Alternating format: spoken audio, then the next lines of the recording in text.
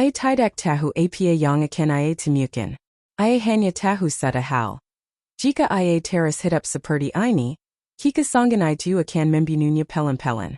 Dan pencarian yang akan ia mulai, bukan sekadar mencari seseorang, melainkan mencari bagian dirinya yang hilang sejak kecil. Ternyata, sebelum lanjut ke cerita, silakan tulis di kolom komentar dari mana saja teman-teman yang menonton cerita ini. Jangan lupa like dan subscribe agar channel ini bisa semakin berkembang dan bisa mempersembahkan cerita yang lebih menarik lagi. Ia berdiri di balik kaka mobil hitam itu cukup lama. Menatap bangunan tua yang hampir robo. Stasiun kecil di kota pelabuhan itu sudah tidak ramai lagi.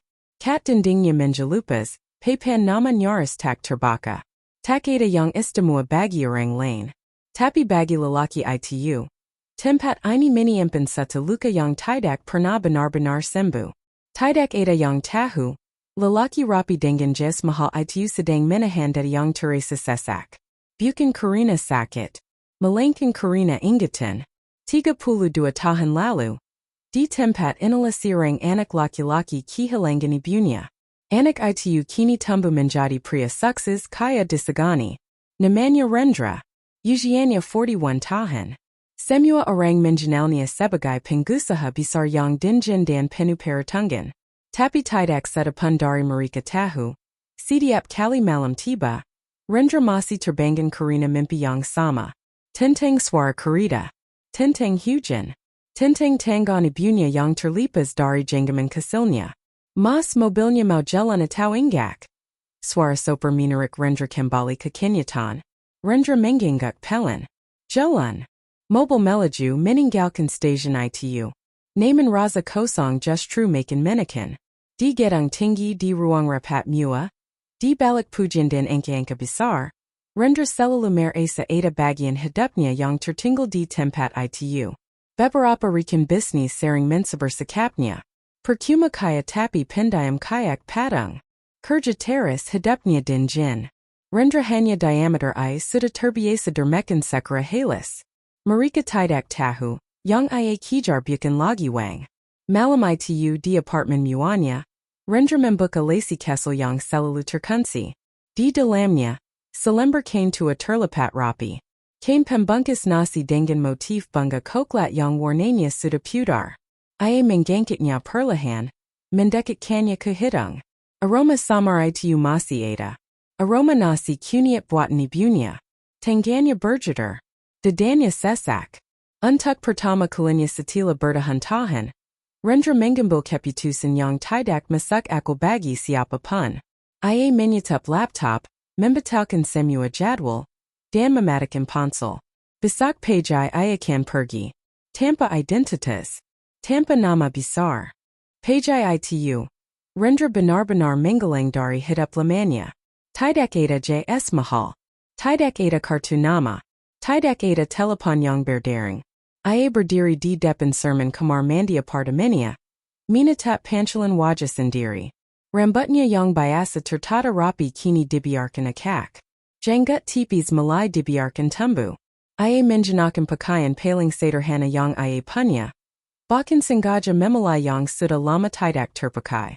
Saat turun ke lobi, petugas keamanan sempat memandangnya aneh. Pak, Anda mau kemana? Tanyanya ragu.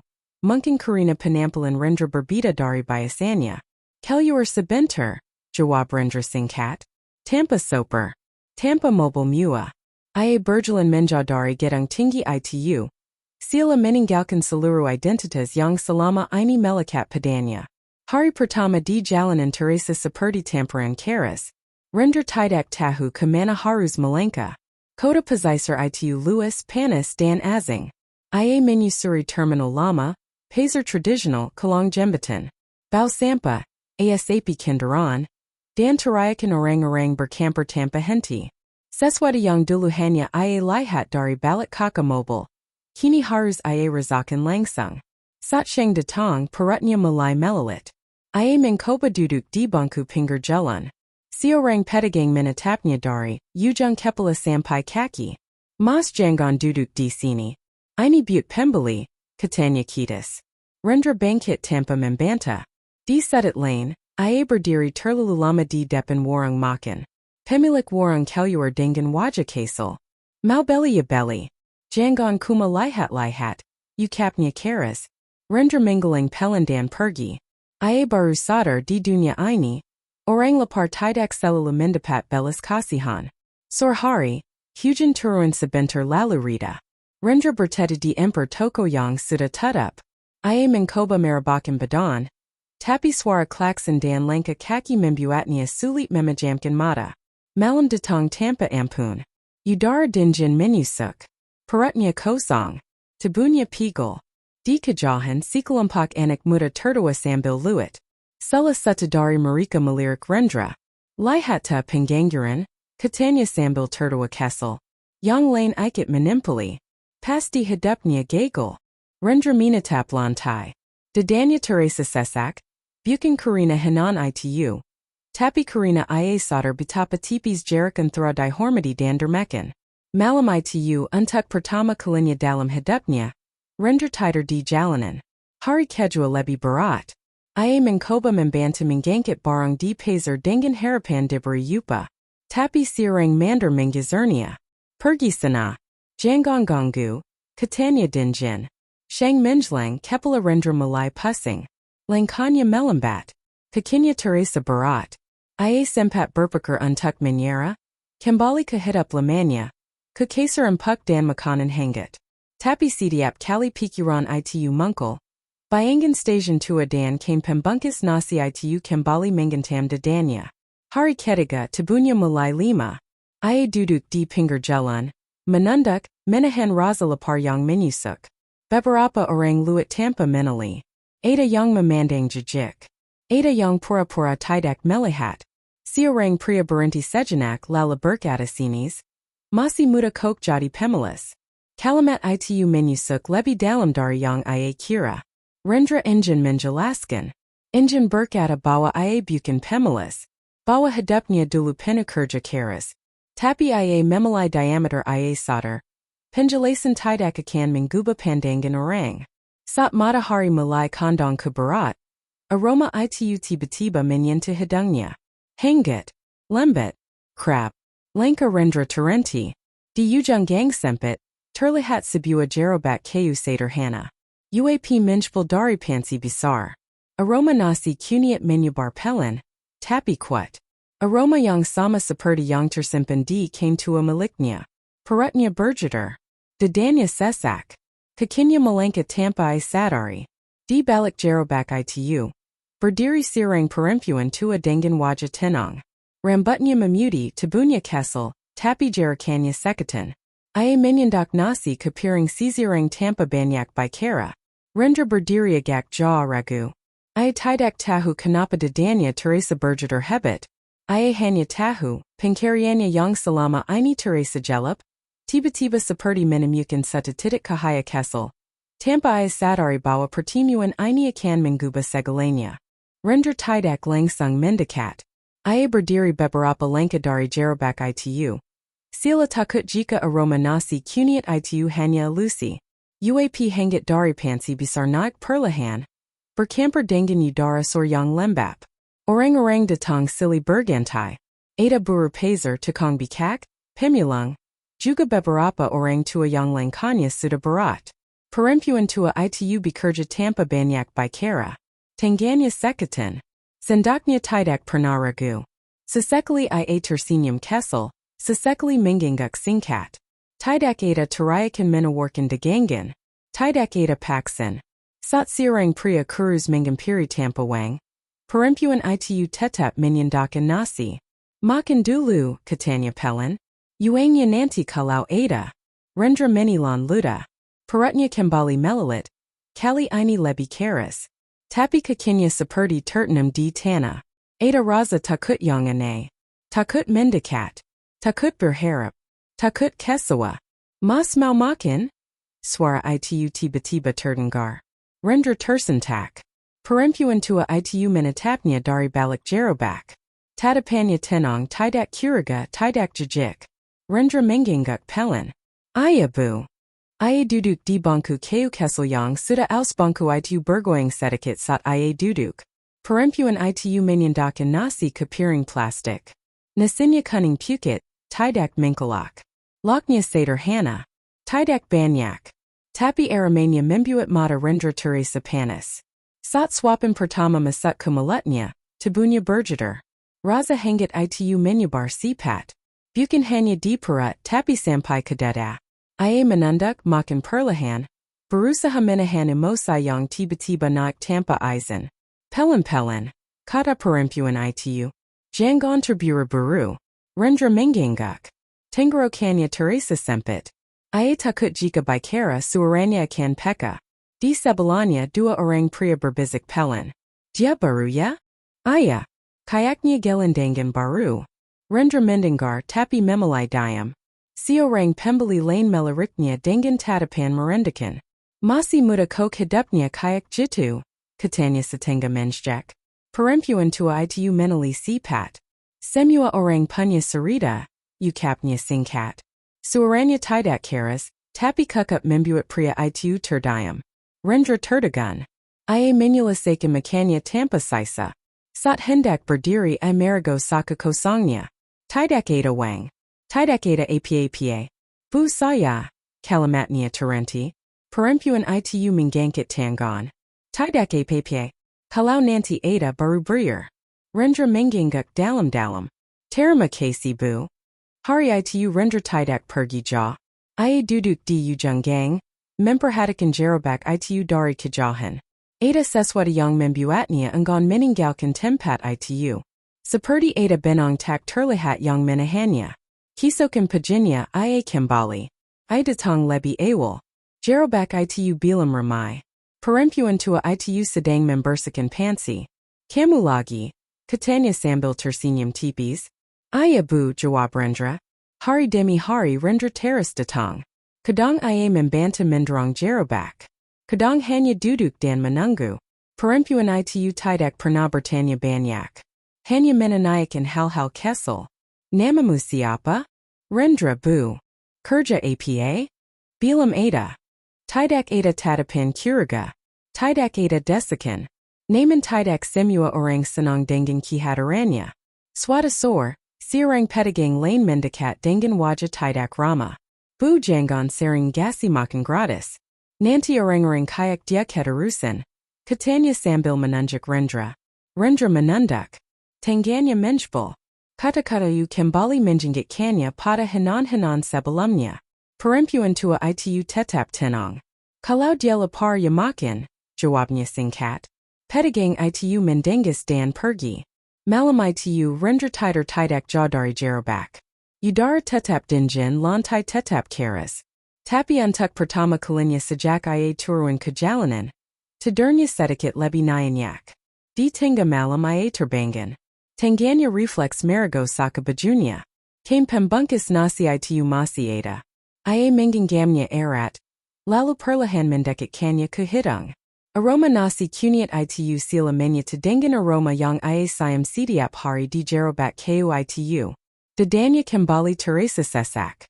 Ia mulai bertanya-tanya, tanpa berani menggokapkannya. Mengapa rasa ini begitu akrab? Dan mengapa perempuan tua itu membuat hatinya terasa seperti pulang. Hari-hari berikutnya berjalan pelan, tapi meninggalkan jejak yang dalam bagi Rendra. Setiap pagi sebelum matahari benar-benar naik, ia sudah berada di gang sempit itu. Kadang membantu menata bangku. Kadang hanya duduk diam menunggu gerobak kayu muncul dari ujung jalan. Ia mulai hafal langkah perempuan tua itu. Kara ia berhenti sebentar untuk menggetar napas. Kara tangannya meraih gagang gerobak dengan jerikan yang sama setiap hari. Orang-orang pasar mulai mengenal Rendra sebagai lelaki pendiam yang selalu ada di dekat gerobak nasi kunyit. Anaknya Busaria ya? Tanya seorang suatu pagi. Rendra terdiam seset. Bukan, jawabnya pelan. Busaria hanya tersenyum kesal, tidak mengoreksi, tidak membenarkan. Suatu siang saat gerobak sedang sepi, hujan turun rintik-rintik. Busaria menarik terpal, menyetap sebagian pansi. Rendra membantu menjekat telinga. Mereka berteta di bawah atap sang kesal di ujung gang. Hening menyelimuti mereka. Hanya swara hujan dan bau nasi kuniat yang tersisa. Kamu sudah lama di jalan? Tanya Busaria tiba-tiba. Rendra mengangguk. Beberapa hari. Keluargamu. Rendra menunduk. Tidak ada. Busaria tidak memaksa. Ia hanya mengangguk pelan, lalu duduk di bangku kayu. Tangannya menggesap lututnya sendiri, seperti menahan pegel yang sudah lama berserang. Dulu, katanya pelan, sila bicara pada dirinya sendiri. Saya juga pernah kehilangan keluarga. Rendra menggangkit kepala. Anak saya lanjutnya. Laki-laki. Hilang waktu masih kecil. Jantung Rendra berdetak lebih cepat. Di mana? Tanyanya, berusaha menjaga suara tetap tenang. Di stasiun, jawab Busaria. Stasiun kecil dekat pelabuhan. Rendra merasa telingganya berdengung. Busaria melanjutkan ceritanya tanpa melihat ke arahnya. Tentang hujan. Tentang kerumunan. Tentang tanggaan kecil yang terlipas. Tentang teriakan yang tenggelam oleh suara kereta. Rendra mengenggam ujung bajunya sendiri. Napasnya terasa pendek. Saya cari ke mana-mana, kata Busaria. Tapi tidak ketemu. Orang bilang mungkin sudah dibawa orang. Ada juga yang bilang mungkin sudah tidak ada. Kalimat itu menggentam dada Rendra keras. Tapi saya percaya, lanjut Busaria. Anak saya masih hidup. Ente di mana? Rendra menilan ludah. Kenapa ibu yakin? Busaria tersenyum tipis. Karena setiap kali masak nasi kuniat, rasanya selalu sama. Seperti masih masak buat dia. Rendra tidak sanggup menjawab. Hujan berhenti. Orang-orang mulai berdatangan lagi. Percakapan itu terputus. Tapi kata-katanya tertinggal di kepala Rendra sepanjang hari. Malam itu Rendra tidak bisa tidur. Ia duduk bersandar di dinding. Membukakan pembungkus nasi yang selalu ia simpan. Motif bunga coklat itu tampak semakin pudar di bawah cahaya lampu jalan. Tangannya gemetar saat meraba jahitan di pinggir kain. Jahitan yang sama persis dengan yang sering ia lihat di gerobak Busaria. Keesokan harinya, Rendra datang dengan perasaan campur aduk. Setiap gerakan Busaria kini terasa lebih dekat. Cara ia menyendak nasi. Cara ia menyika keringat dengan punggung tangan. Bahkan kerana memanggil orang-orang dengan nada lembut. Namun keraguan masih menjekatnya. Ia takut jika ia salah. Takut jika harapan ini hanya permainan perasaan. Suatu sore seorang pengamen kecil mendekat. Busaria memberinya sebungkus nasi yang dibulatkan tipis. Pengamen itu tersenyum. Makasih nak. Rendra menatapkan pembungkus itu. Motifnya berbeda, tapi cara membungkusnya sama.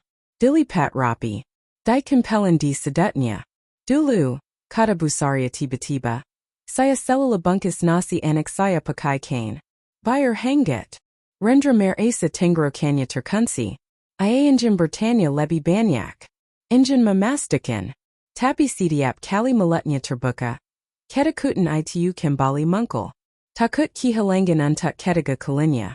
Takut jika perempuan ini bukan siapa-siapa baginya. Selain orang baik yang menolongnya. Hari-hari berlalu dengan perasaan menggantung. Dan tanpa Rendra sadari, Busaria juga mulai memperhatikannya lebih lama. Tatapan itu sering berhenti di wajahnya. Terutama di matanya. Sila mencari sesuatu yang tidak bisa ia jelaskan dengan kata-kata. Pada suatu pagi, saat Rendra membantu menggangkit panci, Busaria berkata pelan, hampir seperti bisikan, kamu matamu mirip anak saya. Rendra terdiam. Dadanya berdebar keras. Ia tidak menjawab. Ia tidak membantah. Dan sejak saat itu, keduanya berjalan dalam keheningan yang dipenuhi pertanyaan yang belum berani diungkapkan. Sementara benang tak terlihat yang menjekat mereka semakin erat. Sejak kalimat itu terekap, suasana di antara mereka berubah tanpa kata. Kamu matamu mirip anak saya. Rendra tidak pernah melupakan nada suara Busaria saat menggetarkan itu. Bukan nada curiga. Bukan nada menyudah. Lebih seperti suara seseorang yang menemukan sesuatu yang lama hilang. Tapi belum berani memperkayainya. Hari-hari setelahnya berjalan dengan langkah yang lebih hati-hati. Rendra tetap datang setiap pagi. Tetap membantu. Tetap duduk di bangku yang sama. Naman kini, setiap tatapan Busaria Teresa Lebih Lama. Kadang berhenti di wajahnya. Kadang di tangannya. Kadang di keranya makan. Dan rendra merasakannya. Ay mulai sering jalisa. Setiap kali Busaria berserta. Jantungnya berdetak lebih cepat. Setiap kali perempuan itu terdiam sambil menatapnya. Rendra merasa seperti sedang berdiri di tepi jurang. Ia ingin menggetarkan yang sebenarnya. Ia ingin memanggilnya ibu. Tapi ketakutan itu terlalu besar. Takut jika ia salah. Takut jika harapan ini hanya kebetulan yang terlalu kejam. Takut jika ia harus kehilangan lagi setelah menemukan suatu siang matahari terik. Gerobak sepi. Busaria duduk lebih lama dari biasanya. Wajahnya tampak pucat. Tangannya sedikit gemetar saat menyendak nasi. Bu istirahat saja, kata rendra pelan. Biar saya yang jaga. Busaria menggeleng. Tidak apa-apa. Sudah biasa. Namun beberapa menit kemudian sendak itu jatuh dari tangannya. Rendra terkejut. Ia segera mendekat. Busaria memegang dadanya. Napasnya pendek. Bu! Suara rendra bergetar. Pusing sedikit. Jawab Busaria berusaha tersenyum. Rendra memapannya duduk. Orang-orang mulai memperhatikan. Si orang pedagang berkomentar sinis. Sudah tua masih maksa jualan. Rendra menali tajam. Kalau tidak mau bantu jangan bicara. Pedagang itu terdiam. Busaria menepuk lengan rendra pelan. Tidak usah marah. Saat itulah rendra melihat sesuatu di pergelangan tangan Busaria. Sebuah bekas jahitan lama. Bentuknya tidak asing. Bekas luka yang sama persis dengan yang diingatnya sejak kecil. Dadanya serasa diremas. Malam itu rendra tidak tidur sama sekali. Ia duduk memandangi kain pembungkus nasi itu lama sekali. Kinangan kecil yang selama ini terkubur mungkul satu persatu. Kara ibunya meniup nasi panas. Kara ia membungkus nasi dengan kain bukan kertas. Kara ibunya memanggilnya dengan suara lembut saat hujan turun. Semuanya kokok. Terlalu kokok. Keesokan paginya. Rendra datang dengan wajah pucat. Ia membantah mendorong gerobak tanpa banyak bicara. Busaria memperhatikannya dari samping. Kamu kenapa? Tanyanya. Tidak apa bu. Busaria tidak bertanya lagi. Tapi siang itu, saat gerobak sudah hampir tutup. Ia memanggil Rendra. Kamu ikut saya sebentar. Mereka berjalan ke sebuah rumah kecil di gang sempit tak jauh dari pasar. Rumah itu sederhana. Dindingnya kusam. Di dalamnya hanya ada beberapa perabat lama. Busaria mengambil sebuah kotak kayu dari lemari. Tangannya sedikit gemetar saat membukanya. Di dalamnya ada beberapa barang lama. Foto yang warnanya hampir pudar. Pakaian anak kecil. Dan selembar kain. Kain pembungkus nasi. Motif bunga koklat. Rendra merasa letaknya limas. Dunia sikam berhenti bergerak. Busaria menggangkat kain itu perlahan. Ini kain terakhir yang saya pakai buat anak saya. Rendra tidak sadar air matanya jatuh. Dengan tangan gemetar. Ia mengeluarkan kain dari sakunya sendiri. Dua kain itu berdampingan. Motifnya sama. Jahatannya sama. Bahkan lipatannya pun serupa. Busaria menyetap mulutnya. Napasnya terskat. Ia menatap Rendra lama sekali. Bukan lagi menatap orang asing. Tapi menatap wajah yang selama ini hanya hadir dalam doa dan harapan. Rendra. Suaranya bergetar. Siapa kamu sebenarnya? Rendra berlutut tanpa sadar. Kata-kata yang selama ini ia tak akhirnya runtuh. Saya anak ibu. Tangis peka di ruangan kecil itu. Busaria memeluk Rendra erat. Sila takut ia akan menggelang lagi jika dilipas. Tangannya yang kurus menjelas kepala Rendra seperti dulu. Saat ia masih kecil. Akhirnya pulang. Bisiknya berulang kali. Rendra menangis tanpa suara. Semua tembak yang ia banggakan runtuh dalam satu pelukan. Namun di balik pertemuan itu. Rendra tidak tahu bahwa tubuh Busaria sudah terlalu lila menanggung puluhan tahun kerja dan rindu. Dan waktu yang mereka miliki ternyata tidak sebanyak yang ia bayangkan. Setelah hari itu. Hidup Rendra berubah era tanpa aba-aba. Ia tidak lagi tidur di emper toko. Tidak lagi banggakan dengan tubuh mengecil. Busaria memiksanya tinggal di rumah kesel itu. Awalnya rendra menolak. Tapi perempuan itu hanya menatapnya lama. Kalau kamu anak saya, katanya pelan, kamu pulang ke rumah. Rendra tidak sanggup membantah. Hari-hari pertama Teresa kanggung. Rendra masih sering terbangun tengah malam. Duduk diam di sudut ruangan. Memastikan semua ini nyata. Setiap kali Busaria betuk dari kamarnya. Jantung Rendra langsung berdebar. Ia mulai memperhatikan hal-hal kecil yang dulu tidak ia lihat. Busaria sering berhenti di tengah langkah. Sering memejat dadanya diam-diam. Sering kehilangan napas setelah berjalan beberapa meter. Bu jangan jualan dulu, kata Rendra suatu pagi. Kita istirahat. Busaria tersenyum tapi lila. Kalau tidak jualan siapa yang masak buat orang-orang itu? Rendra terdiam. Ia mencoba menggantikan peran ibunya. Mendorong gerobak. Menyendak nasi. Tapi tubuh Busaria selalu mengkul di sampingnya. Bayar ibu saja, katanya. Suatu siang panas menyengat. Gerobak hampir kosong. Tiba-tiba Busaria terwayang. Kali ini lebih parah. Tubuhnya lemang, wajahnya pukit. Bibernya berjejer. Rendra menangkapnya sebelum jatuh. Ibu, suaranya peka. Orang-orang berkumpul. Ada yang panik. Ada yang hanya menonton. Si orang tukang bikak berteriak. Bawa ke puskesmas. Rendra tidak menunggu lagi. Ia memanggil ibunya, memanggil kendaraan, dan untuk pertama kalinya sejak ia turun ke jalanan. Ia mengeluarkan identitas lamanya. Satu panggilan. Satu nama. Rumah sakit terbaik langsung bersiap. Di ruang perawatan dokter berbicara pelan tapi tegas. Beliau sudah lama kelelahan. Kurang gizi. Jantungnya 5. Seharusnya sudah istirahat sejak lama. Rendra duduk lemas. Tangannya gemetar menggenggam ranjang. Kenapa ibu tidak pernah bilang? Suaranya nyaris tidak terdengar. Busaria tersenyum 5. Kalau ibu berhenti siapa yang makan? Air mata Rendra jatuh tanpa bisa diska. Hari-hari berikutnya disai bau obat dan suara mesin. Rendra tidak pernah pergi jauh dari kamar itu. Ia tidur di kursi. Ia membatalkan semua urusan bisnis. Ponselnya jarang disentuh. Suatu sore, Busaria memanggilnya mendekat. Kamu siapa sebenarnya? Tanyanya pelan. Rendra terdiam lama. Lalu akhirnya berkata jujur. Tentang siapa dirinya. Tentang hidupnya. Tentang kekayaan yang selama ini tidak berarti apa-apa. Busaria mendengarkan dengan mata terpejam. Jadi kamu orang besar sekarang, katanya lirih. Tidak bu, Rendra menggeleng sipat. Saya cuma anak ibu. Busaria tersenyum tipis. Syukurlah. Malam-malam berikutnya, Busaria sering terbangun.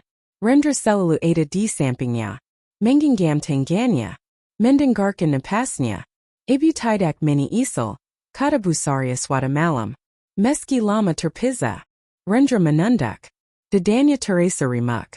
Andai aku pulang lebih cepat, katanya perau. Busaria menggeleng pelan. Kamu pulang tepat waktu. Kondisi Busaria sempat membaik. Ia bisa duduk. Bisa tersenyum. Bisa berbicara lebih lama. Rendra mulai berharap. Mulai membayangkan hari-hari sederhana bersama. Namun suatu subuh. Napas Busaria kembali berat. Monitor berbunyi pelan. Perawat masuk cepat. Dokter datang. Rendra diminta menunggu di luar. Waktu Teresa berhenti. Beberapa menit yang Teresa seperti berjam-jam. Akhirnya pintu terbuka. Dokter menatap Rendra dengan wajah tenang tapi berat. Ibu anda sudah tenang. Rendra berdiri kaku. Dunia Teresa kosong. Tidak ada teriakan. Tidak ada tangisan keras. Hanya dada yang runtuh ke dalam. Ia masuk ke kamar. Busaria tebaring diameter wajahnya tenang. Sila hanya terdudar. Rendra menggenggam tangannya sekali lagi. Terima kasih sudah menunggu saya pulang bu. Bisiknya. Dan untuk kedua kalinya dalam hidupnya. Rendra kehilangan ibunya. Pemakaman Busaria berlangsung sederhana. Persis seperti hidupnya. Tidak ada tenda besar. Tidak ada karangan bunga berderet. Tidak ada nama besar yang disebut. Hanya tanah merah yang masih lembab. Beberapa kursi plastik. Dan orang yang datang dengan pakaian sedihnya. Tukang bikak. Buru pazer. Pemulung. Pedagang kesel. Mereka berdiri berdekatan, sebagian menunduk, sebagian menikah mata dengan punggung tangan. Rendra berdiri di barisan belakang. Ia tidak menjenakan jas hitam. Tidak ada penggawal. Tidak ada siapa pun dari dunia lamanya. Ia hanya memakai kemeja polos dan celana sederhana. Wajahnya pukit. Matanya kosong. Beberapa orang berbisik pelan. Itu anaknya Busaria? Ia baru ketemu katanya. Kasihannya. Rendra mendengar semuanya, tapi tidak menanggapi. Kata-kata Teresa terlalu jauh untuk disentuh. Saat Tana mulai menyetap liang laha. Rendra maju satu langkah. Tangannya gemetar saat mengambil sejenggam tanah. Ia menunduk lama. Lalu menjatuhkannya perlahan. Tidak ada doa panjang yang ia ucapkan. Hanya satu kalimat di dalam hati yang terus berulang. Mafaku datang terlambat. Setelah semua orang pulang. Rendra masih berdiri di sana. Matahari sudah kondong. Angin laut berembus pelan. Tanah makam itu kini rada sunyi. Seorang lelaki tua menghampirinya. Tukang bikak yang sering mangkal di kat gerobak Busaria. Ibu kamu orang baik, katanya liri. Kalau bukan karina beliau, banyak dari kami mungkin tidak makan. Rendra mengangguk. Tenggorokannya terlalu sempit untuk menjawab. Malam itu. Rendra kembali ke rumah kesel di gang sempit itu sendirian. Rumah itu Teresa jauh lebih sunyi. Tidak ada suara langkah kesel. Tidak ada suara batuk dari kamar. Tidak ada suara pansi beradu. Ia duduk di lantai ruang tangga. Memandangi gerobak kayu yang kini terparkir di sedat rumah. Gerobak itu masih berbau nasi kunyit. Masih ada noda lama di sisinya. Masih ada kain lap yang tergantung di gagangnya. Rendra menyentuhnya pelan. Kinangan datang tanpa by seditahan. Kara Busaria menderang gerobak sambil berhenti sebentar untuk menarik napas.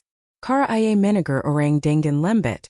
Kara ia selalu memastikan piring orang lapar tidak kosong. Air mata Rendra jatuh satu persatu. Beberapa hari setelah pemakaman. Orang-orang mulai bertanya. Gerobaknya kapan jualan lagi? Nasinya masih ada mas? Rendra hanya menggeleng. Ia bilang sanggup. Ia mencoba kembali ke kehidupannya yang lama. Gedung tinggi. Ruang rapat. Orang-orang yang menyebut namanya dengan penuh hormat. Tapi semuanya Teresa asing. Setiap pujian terdengar kosong. Setiap angkat di layar Teresa tidak bernyawa. Suatu siang seorang rekan bisnis berkata sambil tertawa. Akhirnya balik juga ke dunia nyata. Rendra menatapnya lama. Dunia nyata yang mana? Malam itu Rendra kembali ke rumah kesel itu. Ia membuka kotak kayu peninggalan Busaria. Di dalamnya masih ada kain pembungkus nasi bermotif bunga coklat. Ia mengeluarkannya perlahan merabainya. Menggarap aramanya. Tiba-tiba ia teringat satu kalimat. Kalau tidak jualan siapa yang masak buat orang-orang itu? Dadanya kembali sesak. Kisokan paginya. Rendra bangun lebih awal. Ia membersihkan gerobak. Menjelap pansi. Menyusun bangku. Tangannya kaku tapi ia terus bergerak. Beberapa orang pazer menatap heran. Mas mau jualan? Tanya si orang ragu. Rendra mengangguk. Iya. Hari itu, gerobak nasi kunyit kembali berdiri di ujung gang. Tidak banyak yang berubah. Nasinya sama. Lauknya sederhana. Tapi ada satu hal yang berbeda. Rendra tidak memasang harga. Biar kalau bisa, katanya pada setiap orang. Kalau tidak makan saja. Orang-orang terdiam. Beberapa menatap mata Rendra.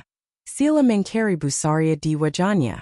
Dan di saat itu, Rendra merasakan sesuatu yang belum pernah ia rasakan selama hidupnya. Bukan liga. Bukan bahagia yang meledak ledak. Melainkan rasa tenang yang dalam.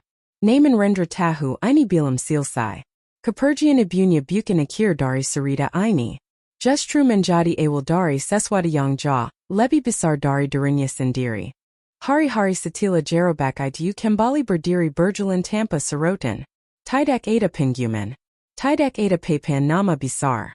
Tidak ada cerita heroik. Pajai datang seperti biasa.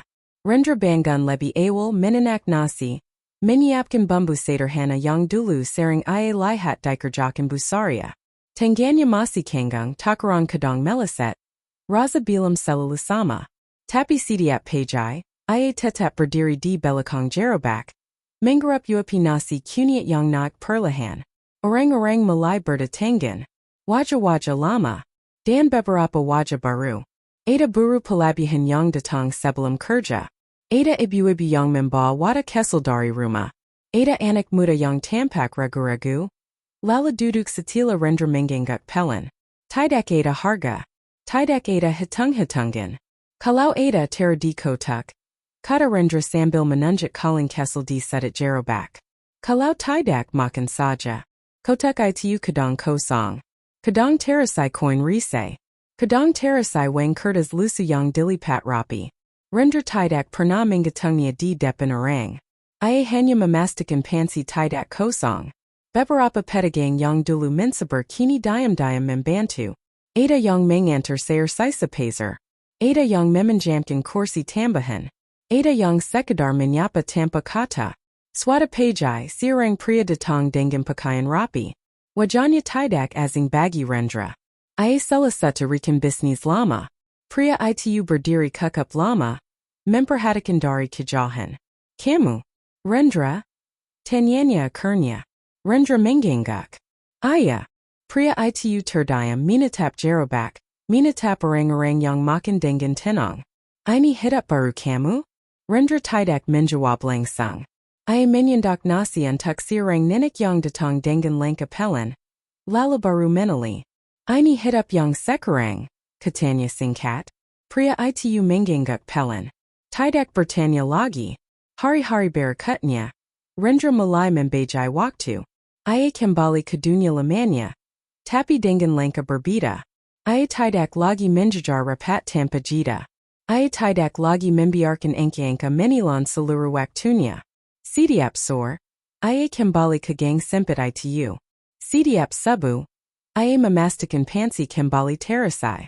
Tanpa banyak bicara perubahan mulai terasa.